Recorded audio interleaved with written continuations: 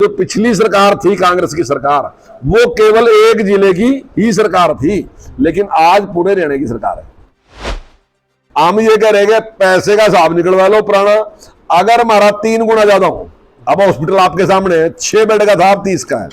College यहाँ था नहीं, कॉलेज आज यहाँ है।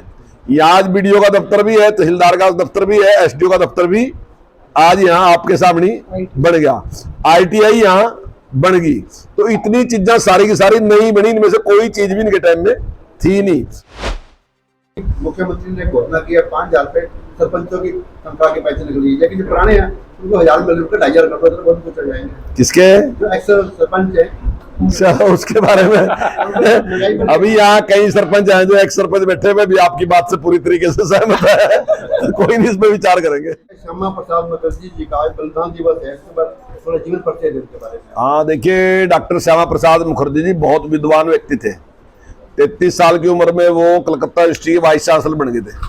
और मैं समझता हूँ कि आज भी शायद ही कहीं होगा जो 33 साल की उम्र में कोई वाइस चांसलर हो। और उस टाइम की हिंदुस्तान की मेरे ख्याल सबसे बड़ी यूनिवर्सिटी थी कलकत्ता यूनिवर्सिटी। और भारत की राजनीति में जिस प्रकार का उनका बड़ा योगदान था, और जब 1946 में अंतरिम सरकार बनी तो उसमें उद्योग मंत्री बने। लेकिन सरकार बनने के बाद और जब देश आजाद हो गया तो उनको ऐसा महसूस होया कि ये सरकार उसी डर्रे पे चल रही जिस डर्रे पे अंग्रेज अपना शासन चला रहे थे। तब उन्होंने ये बात कही कि भी हम चाहते हैं कि कोई भारतीय तरीके से सरकार चलनी चाहिए, उसमें भारत की खुशबू आनी चाहिए। और उन्होंने भारतीय जनसंघ की स्थापना की और जिस टाइम धारा 370 लगाने का काम किया। हालांकि डॉक्टर भीमराव अंबेडकर ने इनकार कर दिया था कि मैं धारा 370 की व्यवस्था नहीं कर सकता, क्योंकि ये जो धारा है ये देश को तोड़ने वाली है। और एक स्टेट के लोग ऐसे हैं जिनकी कोई जिम्मेदारी तो रहने की नहीं, लेकिन अधिकार उनके पूरे होंगे, तो मैं इसकी व्यवस्था नहीं कर सकता। तो उस टाइम के गृह राज्य मंत्री थे शायद कैलाशनाथ काटजू जी, वो प्रस्ताव लेके आए, तब वो धारा पास हुई थी। लेकिन वो धारा इतनी आसानी से पास नहीं थी। पंडित जवाहरलाल नेहरू इतना बड़ा व्यक्तित्व था, लेकिन फिर भी लोकसभा में पास नहीं। और उन्हें विश्वास देना पड़ा कि ये आंशिक है, थोड़े टाइम तक रहेगी, इसको समाप्त कर देंगे, तब वो पास कराई थी। लेकिन डॉक्टर साहब ने उसका विरोध किया कि देश को तोड़ने वाली है, और उसके लिए आंदोलन चलाया।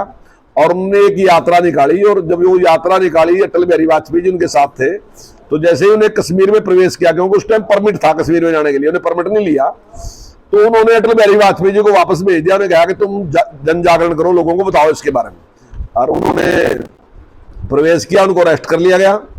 जैसा हमारा मानना है कि उनको स्लो पॉइजन दिया गया और उनकी वहां पे डेथ हुई।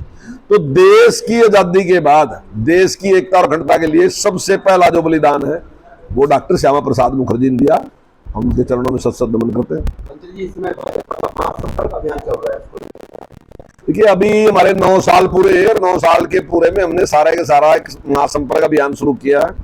हम पार्टी के बहुत से कार्यक्रम हैं, जिसमें हम घर घर जाने का भी हमारा कार्यक्रम है, मोर्चों का भी कार्यक्रम है, और लोकसभा की रैली का भी कार्यक्रम है। और जो मोर्चों का था वो सारा हमने प्रोग्राम कर लिया लिखा भाई।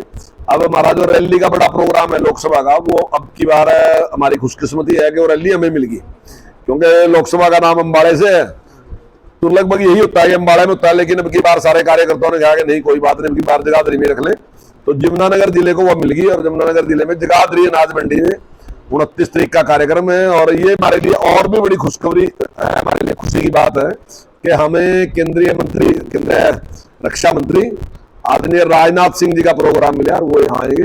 उस सभी कार्यकर्ताओं में खुशी है, बहुत खुश है। विपक्ष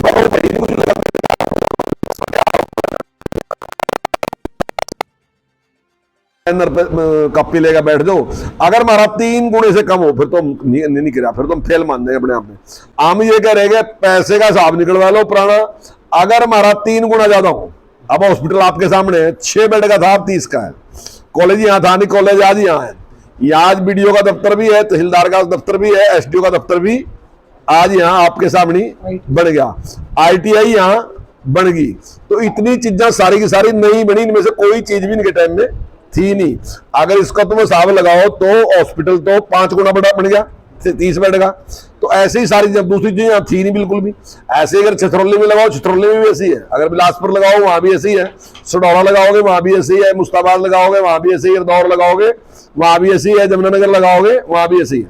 तो जितना विकास इस सरकार में हो, आम आदमी भी ये महसूस करता है कि जो पिछली सरकार थी कांग्रेस की सरकार, वो केवल एक जिले की ही सरकार थी, लेकिन आज पूरे हरियाणा की सरकार है। मंत्री जी, एक सवाल है कि राजनाथ सिंह जी यहाँ पर अभी तशरीफ लाएंगे, अभी वो आपने ऐलान कर दिया है उसका, लोग जाएंगे भी देखने के लिए। इससे पहले गुरु रविदास जयंती वो भी जगाधरी विधानसभा में हुई थी, और होली मिलन समारोह वो भी जगाधरी विधानसभा में हुआ था। ये प्रोग्राम प्रस्तावित था राजनाथ सिंह जी का, अम्बाला के अंदर सेंटर पॉइंट है, इसको भी आप जगाधरी में ले आए, तो आखिर वजह क्या है कि हर चीज जगाधरी की? नहीं नहीं नहीं, ऐसा नहीं है। देखिए, जो ये प्रोग्राम थे तो ये हमारे जिले के प्रोग्राम थे। अब जिले के प्रोग्राम में जगाधरी लगा लो, यमुनानगर लगा लो, इसको रैली को आप यमुनानगर की रैली मान लो, यमुनानगर की, क्योंकि मंडी जगाधरी में है, लेकिन प्रोग्राम तो लोकसभा का है। तो हम सब मिलके काम करते हैं, ऐसा कुछ नहीं है, और कभी इस प्रकार के विवाद नहीं है। यहाँ के एक्स सरपंचों की और लोगों की ये कहते हैं कि मुख्यमंत्री ने घोषणा की है 5,000 रुपए सरपंचों की तनख्वाह के पैसे निकल लीजिए, लेकिन जो पुराने हैं उनको 1,000 मिल रुपये 2,500 कर दो, तो बहुत कुछ हो जाएंगे। किसके? जो एक्स सरपंच है चलो उसके बारे में अभी यहाँ कई सरपंच हैं जो एक्स सरपंच बैठे हुए भी आपकी बात से पूरी तरीके से सहमत है, कोई नहीं, इस पर विचार करेंगे।